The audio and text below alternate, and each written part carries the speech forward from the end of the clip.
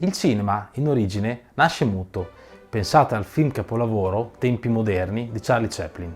In realtà i film, durante la proiezione nei teatri, non erano muti. Un pianista, un organista o nei migliori casi un'orchestra accompagnava con la musica il film e faceva da colonna sonora.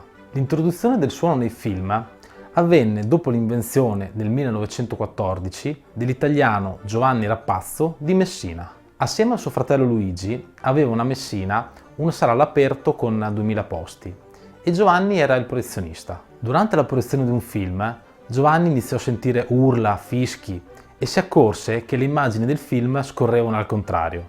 Risolse il problema, le persone si calmarono e l'orchestra che stava accompagnando il film riprese a suonare.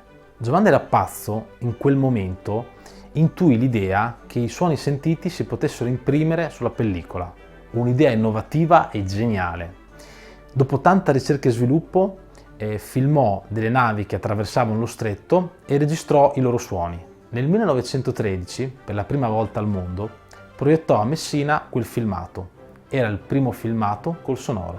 Perfezionò l'invenzione e presentò i brevetti nel 1921. Il primo brevetto era il fonofilm, una pellicola da 35 mm che portava 2 tracce audio. Il secondo brevetto era un rilevatore elettrico di suoni per cinematografia. In sintesi, serviva a comandare l'altoparlante posto alle spalle dello schermo di proiezione. Il terzo brevetto era il vibratore fonoelettrico, un sistema a microlampada a incandescenza adatto a tracciare sulla pellicola le 2 tracce sonore. La sua invenzione nel complesso era chiamata elettrocinefono. Cercò di industrializzare l'idea e contattò tantissime persone, aziende, sia in Italia che all'estero, ma allora sembrava che il film sonoro non interessasse. Il sonoro era giudicato dispendioso e gli altoparlanti di quell'epoca non erano abbastanza performanti per un utilizzo di quel tipo. Gli spettatori sembrava preferissero il film muto con l'orchestra.